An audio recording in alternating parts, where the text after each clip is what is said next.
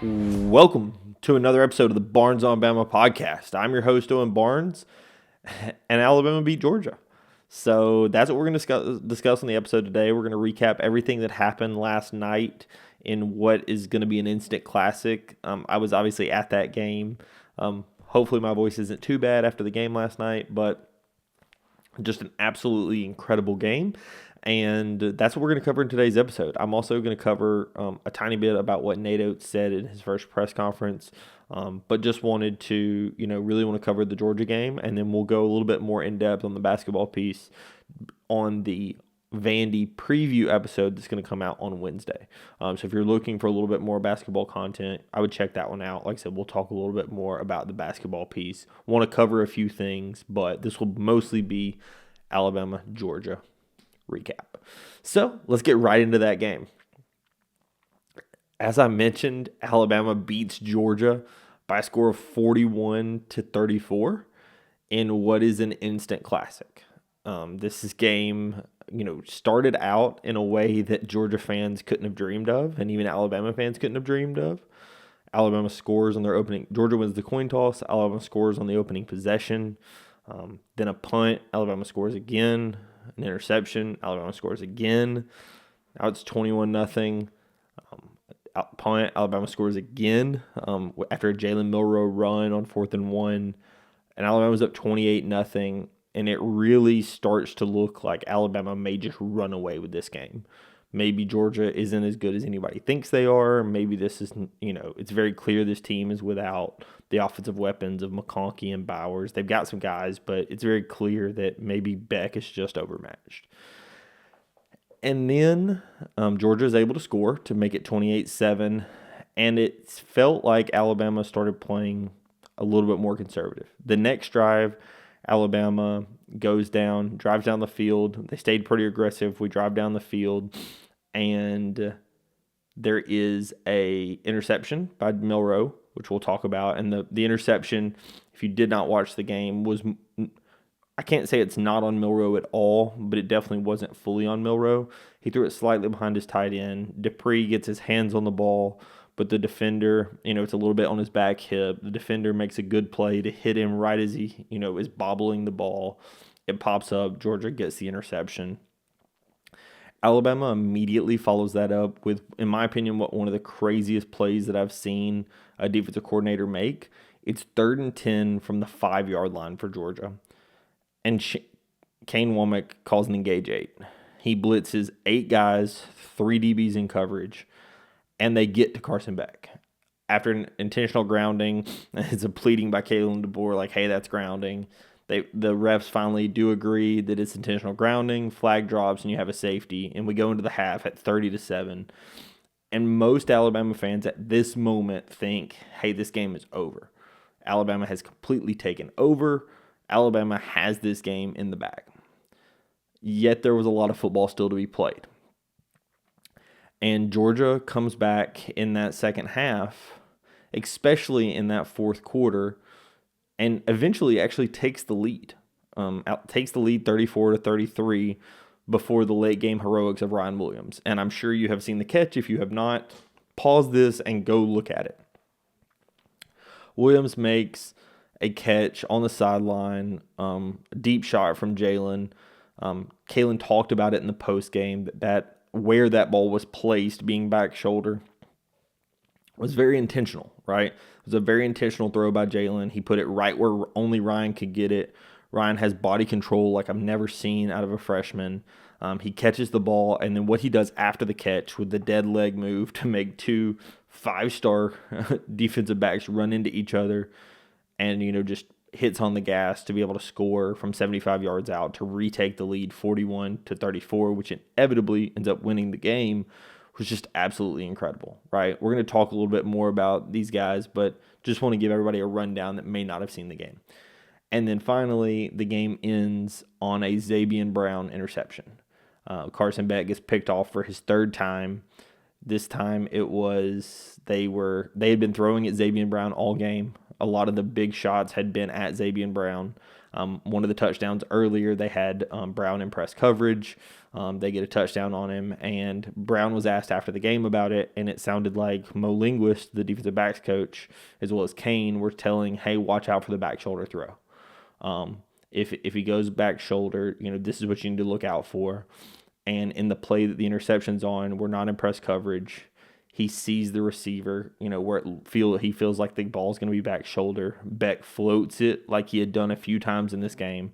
It really felt like Alabama could have intercepted Beck a couple more times than they actually did.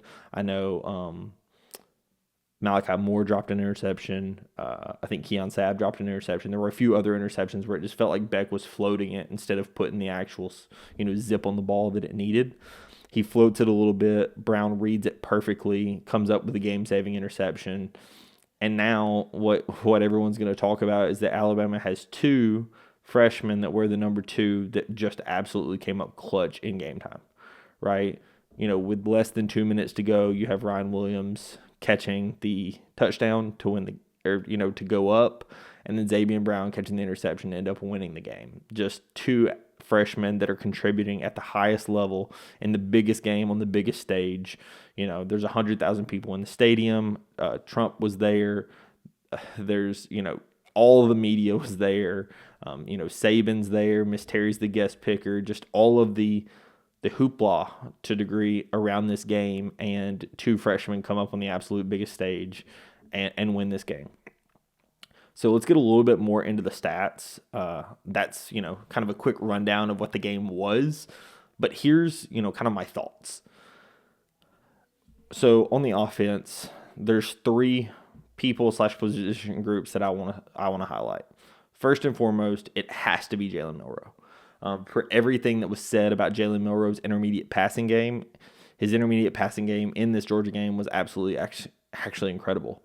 He was 6 of 9 on intermediate passes. He goes 11 for 11 to start the game. Ends up 27 of 33 for 374 and 2 touchdowns. Like I said, he does have the one interception that was a little bit more of a drop than it was an interception. Like I said, not the best throw, but definitely not completely on Milroe. He made the right read, just the throw was a little off. But by and large, Milroe in this game was absolutely phenomenal. You could tell that he was very comfortable with the ball. He was not second-guessing himself. He was using his legs when he needed to use his legs. He was using his arm when he needed to use his arm. It was very clear that he was taking full control of Kalen's offense. And Kalen was asked about this. He was asked about this after the game, and he talked about how he thought that Jalen had taken a step up in that Wisconsin game, and over the last 2 weeks he had taken even bigger steps, and that he was really kind of unlocking more of the offense, so to speak. And that he was being very comfortable on what he needed to do with the ball, how they wanted him to be, when to use his legs, again, when to use his arm, and that Jalen was coming into his own in a quarterback in Deboer's system. And I thought that this was super obvious. Jalen ends up, like I said, with a 374 through the air. On the ground, he has 16 carries for 117 yards, 2 touchdowns. Kirby had nothing to do for Jalen Milroe. Kirby was absolutely lost. And Jalen Milroe is a big piece of that. Kirby, calls Jalen Milroe one of the best running backs in the country, but he can also throw. Because at the end of the day, Jalen Milroe as a runner is just as dangerous as him as a thrower if you don't watch out. And what happened because of this is early in the game, Kirby had tried to blitz a few times because of the issues that Alabama had on its offensive line, especially in that South Florida game. So Kirby tried to put some pressure, especially with having Mykel Williams, who tried to go in this game but was not 100%. Georgia had definitely had some issues on the defensive side with the injuries and just inability to get to Milroe. So he tried to bring some pressure early. And what happened is Milroe scrambled and Milroe burned him. And whenever Milroe started scrambling and burning Kirby, Kirby immediately got away from the blitzing and got into, I'm going to spy Milroe and I'm not going to let Milroe beat me with his legs. And when he did that, it gave Milroe all day to throw. And so what you saw later on in the game is Milroe had a clean pocket, and Milroe had a clean pocket however long he needed it. And the offensive line is that other group that, one of the other groups I want to talk about. The offensive line did not give up a single sack against Georgia. when you think about the struggles of the offensive line over the past season, and even early in this season, we talked about what we saw, the steps forward we saw in that Wisconsin game, and hey, this is how good Alabama's offensive line can be if all the guys are healthy. I think this is the perfect example for what we meant by that, right? I was optimistic in saying, hey, I really liked what I saw in that Wisconsin game, and I think that it can move on to Georgia. I still thought Georgia was going to get a sack, right? I still believe in Kirby as a defensive coordinator and in his ability to coach a defense, and I thought they were going to get to Milroe. That doesn't end up happening. So Milroe ends up not getting sacked at all in this game. And honestly, it was a big difference because on the opposite side of the end, and I'll have one more guy I want to talk about on offense, but on the opposite side of the end for Alabama ends up getting 3 sacks against Carson Beck. And on top of that, a few of the pressures are what turned into the interceptions, right? Carson Beck, and obviously the safety as well, that I don't think got recorded as a sack because it was technically intentional grounding, but, would have been a sack if not. So, you have those types of pressures that definitely caused issues with Beck. And, that was a big difference in that piece of the game. So then when we go to the offense, the other last person on the offense that we have to talk about, and I've mentioned him already, but Ryan Williams. We've talked about him in multiple games now, but on the biggest stage, Ryan Williams showed up. And it was a situation where earlier in the game, he gets thrown at across the middle, deep against Malachi Starks, one of the best safeties in the country. Ryan Williams has the tips it to himself for a long completion that sets up the field goal to end up going up 33-18, I believe at the time, or 33-15 at the time, to make it a 3-score game. And then Ryan Williams on the last big play for Alabama, they throw it deep, and Ryan Williams just has body control like I've never seen before, and is able to come down with a catch, and bigger than just the catch, the run after the catch. And that's what Kirby talked about, is he talked about, the reporters that asked him, like, hey, in the pregame we asked you, what are you going to do to stop Ryan Williams? Like, are you going to double him or this or that? And Kirby said, hey, I can't double him. He goes, they have Jalen Milroe. I cannot double Ryan Williams. I just don't have enough guys. And he goes, the catch isn't the problem, it's the run after the catch. And that's really what you saw in the big 75-yard touchdown that ends up winning the game is, yes, Ryan Williams made an incredible catch. But the real benefit of that was the dead leg that he ends up spinning to be able to cause the 2 Georgia DBs to run into each other. He turns on the jets, outruns 2 guys with an angle, and scores the touchdown, right? That's where Kirby was upset, is they can't get him on the ground. And that's just a benefit to Ryan Williams. Like, Ryan Williams, coming into this season, the question was, who's going to be Alabama's wide receiver 1? Is it really going to be a 17-year-old? And the answer is yes. I mean, the answer is clearly yes, and it's not even close. Not to say there aren't other guys on this team that can make very good catches. Jeremy Bernard, we use CJ Dupree big in this game, and we'll talk a little bit about the receivers here in a second. But, yes, Ryan Williams can be the number 1 guy. And apparently, and I saw a video where somebody was talking about something that was mentioned on the broadcast with Reese Davis, and apparently there was mentioned on the broadcast where it was that Ryan Williams comes in over the summer and is running with the 3s. And then Jalen's like, hey, I don't know what we're doing. Like, this guy's got to run with the 1s. And it was just like the reality of, like, hey, he's going to have to run with the 1s. He's that good. That's the reality we live in. Like, he's a starter. And we've seen it, right? We've seen it from game 1 that Ryan Williams is everything that he's been hyped up to be. He has been absolutely incredible, and it's things that you can't fully coach. It's just innate. And that's been absolutely awesome. So the other thing I want to talk about that wide receiving core, like I said, Ryan definitely kind of the centerpiece of that room. But I thought the benefit, and this also kind of goes to Milroe, is one of the things, and Kalen talked about it even in his postgame, that they really liked and wanted to see is part of the reason why Ryan Williams is able to have the highlight reel catches and be able to take over a game kind of as he was, is he's not the only guy Alabama's throwing at, right? Alabama had 11 guys catch passes in this game. 6 of them even caught more than one pass, right? So when you've got 11 guys catching passes, 6 of them catching more than one, you got CJ Dupree catching 4, Jeremy Bernard catching 5, Cuevas that caught the touchdown in the Wisconsin game caught 2, Kobe Prentice caught 2, Justice Haynes out of the backfield caught 3. This is a situation where you want to try to put an emphasis on Ryan Williams, but if Jalen shows, hey, I will throw to whoever is open, right, and take what the defense gives me, that really hurts what a defense is going to try to do, because you can't just take away Ryan Williams. They'll let the other guys beat them, and that's what Alabama was content in doing for a large portion of this game. Is you'd have Ryan Williams and Jeremy Bernard kind of going deep, and then you would have the underneath route of and the reason CJ Dupree ends up having 4 catches and Cuevas has 2 is that underneath route for 7 yards was there all day, and Jalen just kept taking it. There were multiple instances where Jalen just took the check down for 7 yards, then they get a run. Dupree ends up getting a 15-yard run of it. Cuevas gets an 18. I mean, just give it to your playmaker and let him go with it. And Jalen took exactly what the defense gave him. And I think that's something that you have not seen in the first few games. And people were curious if you were going to see it against Georgia, because he just has not shown that ability yet. But he did in this game. And for that reason, Jalen goes to the top of the Heisman odds makers, and he will more than likely be in New York. Jalen looked incredible, and he deserves every bit of the recollection he's getting. So, want to shift over to the defense, and then at the end of this, I do want to talk about a few things that I am still concerned about, or at least want to talk about things that I was not happy with, just because I don't want this all to be like everything's rainbows and unicorns.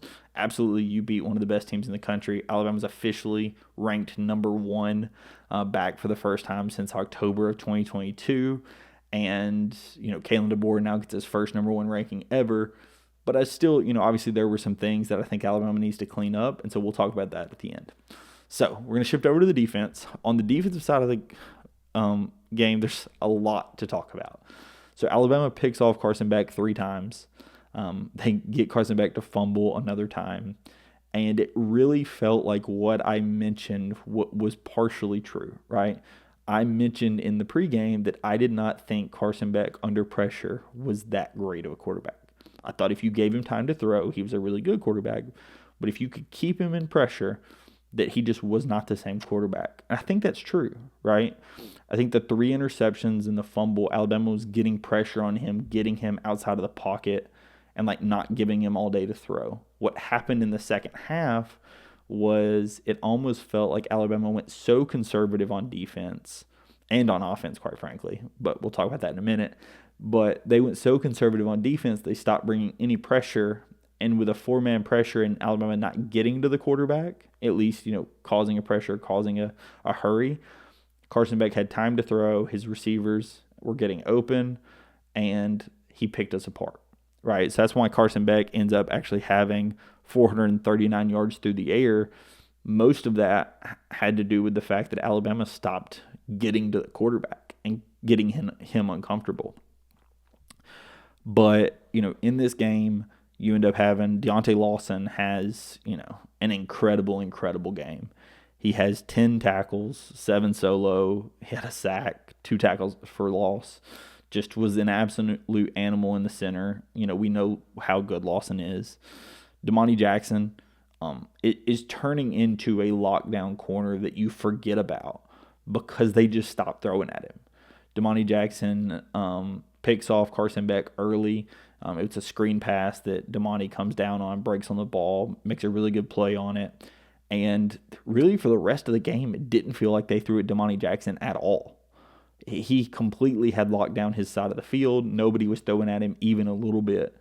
And that's a big reason why they kept throwing at Xavier Brown, which we talked about got the pick at the very end, right? And there actually was a really cool embrace that Nick Kelly was able to video of Kane Womack talking to Xavier Brown after the interception and after the game.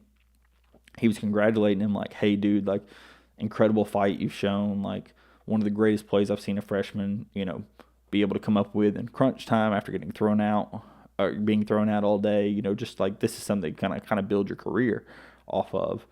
And it was just a really cool embrace. Check it out if you haven't seen it. Nick Kelly posted it on his Twitter. But that's the big thing, right? As our defense, you have we talked about the young guys in the secondary, and you were going to need somebody to step up, and you did, right? When it mattered most, you had a young guy step up, and that's huge, right? The other interceptions that you end up having is Jihad Campbell really had one just thrown kind of right at him. My girlfriend was like, was anybody even there? My opinion of it is I think there was some level of miscommunication with Beck and the receiver. One of them thought the route was different than what it was. And so on the broadcast, it really just looks like Beck throws it right to Jihad Campbell's chest. And he catches it for a super easy interception. And then, as I said, like the last interception was the Xavier Brown interception to end the game. Malachi does have a couple of picks that I think he ends up dropping because, just he's so close, right? This is a game where, we had Georgia fans sitting in front of us. I didn't actually end up sitting in the student section. I sat kind of behind the Alabama recruits in this one, and there were some Georgia fans sitting in front of us, and these two guys, they were like, Beck just keeps floating it. He doesn't look like himself. Like, Alabama should probably have had 5 interceptions in this game, right? They were really unhappy with what they were seeing out of Beck. Obviously, this isn't a situation where you go to Gunnar Stockton. You got to stay with Beck. You don't want to kill his confidence. But Beck really, at moments in this game, did not seem to have it, right? He did not seem to be able to put the zip on the ball that he needed to win the game, quite frankly, because some of the throws were there, just not in the way that he threw them.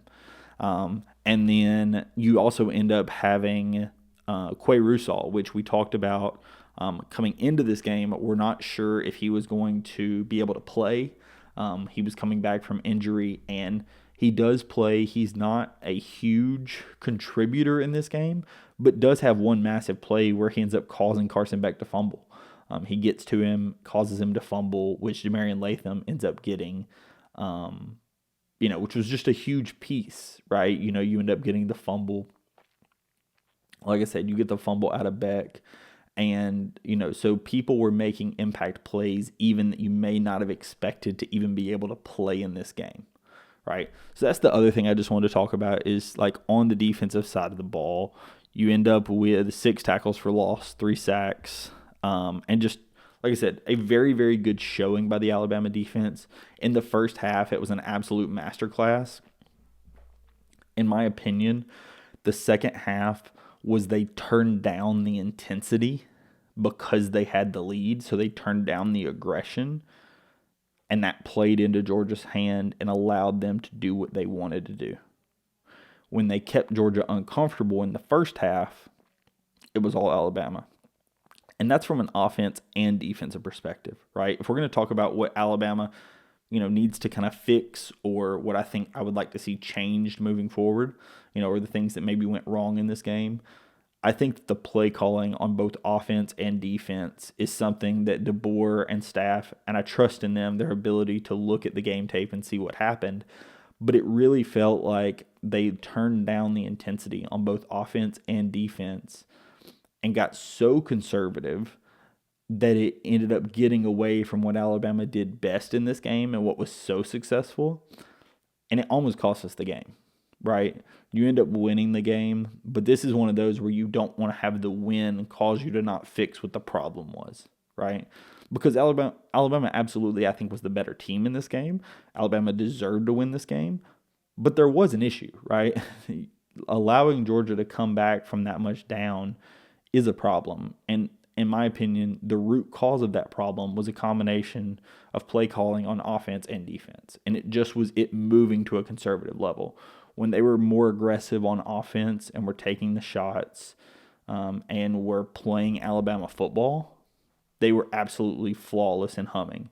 And then in the second half, they went to trying to run the clock a lot more. And I understand you want to run the clock, but it's a situation where they were prioritizing running the clock over getting the first down and getting the touchdown. If you just get the first down and the touchdown, who cares what the clock says, right? If you're up by enough, the clock can say whatever it wants. And I think that's a situation that this team may not be built to just, hand it off, run the clock, hand it off, run the clock, hand it off, run the clock, right? It makes a little bit more sense to, if you have to, like, use the short passing game as a part of the run game as they normally do, right?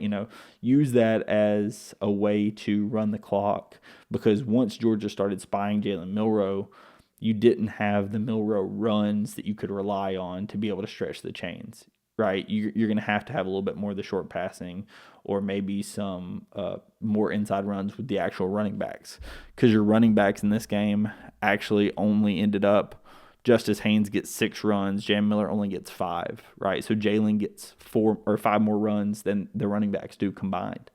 So it's a situation where I just think that Alabama was not effective in, if they're going to run out the clock. I don't like the way that they tried to do it. They also were snapping the ball with like 18 seconds left on the clock. If you're going to be super conservative and try to run out the clock, let's use the whole play clock, right? It felt like either you need to be aggressive and not worry about the play clock and just play your brand of football, or if you're going to be super conservative, let's actually use the whole play clock, right?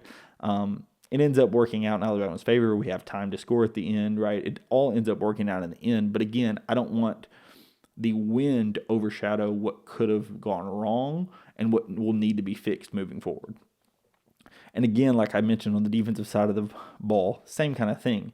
Once the aggression, turned down, and there was some comments, and I think it was the College Football Nerds talked about Kane Womack blitzes on like 7% of plays. He is not somebody that brings a whole lot of pressure. He prefers just to play vision coverage and, play sound and sturdy defense. And I understand that, right? But some of the success you had in this game was when you brought unique pressures. When you brought some more complex pressures, it really got to Carson Beck and caused him to be more uncomfortable because he had to be really quick with his decision making. When you only rush 3 or 4, it allows him to go through his full progressions and actually process the way he needs to, and then he was elite, right? When he had no time, his quick decision making was not there, right? When he had plenty of time, Carson Beck was great. And so that's really the thing that I think, in the same way the offense needed to stay with the aggression, the defense should have done the same thing, right? And then to mention the special teams, I thought that James Burnett was completely fine. I thought that the field goal, after watching it back, I actually didn't think it was as close as it was, but the field goal by Graham, I'm glad it went through. Obviously, you might want to clean it up so you're not cheating the goalpost quite that close. But obviously it goes through, all as well. But the one thing obviously you need to clean up on the special team side is the return, right? Cole Adams signals for the fair catch, but Ryan does not field it cleanly. And clearly, there's some level of coaching mistake that Cole kept kind of pleading with the ref, like, hey, I signaled a fair catch. And they clearly just didn't realize that if it's a fumble, you can't fair catch. It doesn't matter, right? You got to catch it clean in order for the fair catch to count. And so that's something that having Ryan Williams back there and, maybe Cole Adams' injury, and I actually kind of maybe would prefer having Jalen Mbakwe back there instead of Ryan Williams. Not obviously, I understand your ability of want to get Ryan on the field as much as possible, but I think maybe Mbakwe back there would have made a little bit more sense. Just either way, I think that that's a coaching piece that obviously they just need to clean up and make sure everyone's aware of what the actual rule is in that scenario, because that seems like some issue. The last thing I want to talk about is I want to talk about Kalen Deboer. And I want to talk about Kalen Deboer because this game, RG3 put on Twitter that this was his "I'm the captain now" game. And I think that's right. Coming into this season, it was, what is Alabama going to be without Nick Saban, right? Georgia in their mind was like, oh yeah, we're going to run the SEC now. We don't have to go through Saban. Did Kirby have an Alabama problem, or did he have a Saban problem? And it was a situation where most people were kind of preying on Alabama's downfall because they now no longer had the greatest coach of all time. And some of the more informed media were like, hey, you might want to watch out. This Kalen DeBoer guy is pretty good. And he ends up winning the game. And a stat that I saw put out on Twitter that's just absolutely incredible is Kalen DeBoer is now 30-3 as a power conference coach. He's a combined 6-0 against Kirby, Dan Lanning, and Steve Sarkisian. I mean, that's absolutely absurd. I mean, absolutely absurd to be 30-3 as a power coach, 6-0 against 3 of what people consider some of the best coaches in the sport. And it's a situation where Kalen Deboer has flowed this season into a seamless transition. Like an absolutely seamless transition that many thought impossible. And just props to him, right? You know, he's done everything the way that he wants to do it. He obviously knows how to get some of the best out of his players. When you see Milroe, you know, starting the season and maybe they start with the runs and now they're getting more and more and more into the offense.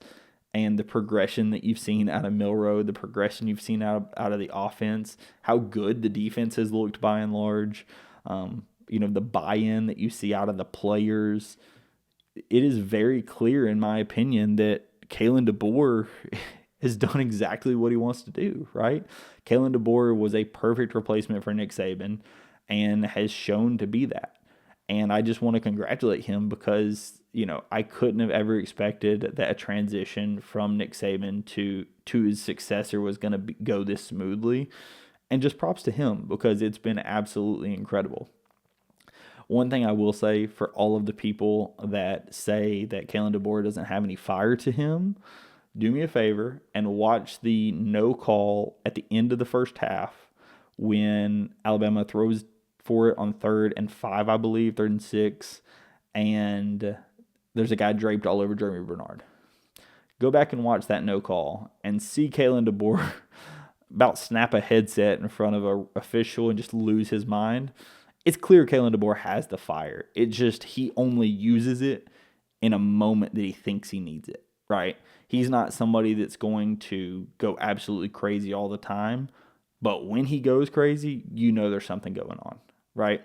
And so that's really what I wanted to talk about. Like I said, I want to congratulate him because he's been absolutely incredible. And I think that, you know, obviously it's a great time to be an Alabama fan. I'm sure opposing fans probably hate the idea of hearing that, but it's an absolutely incredible time to be an Alabama fan.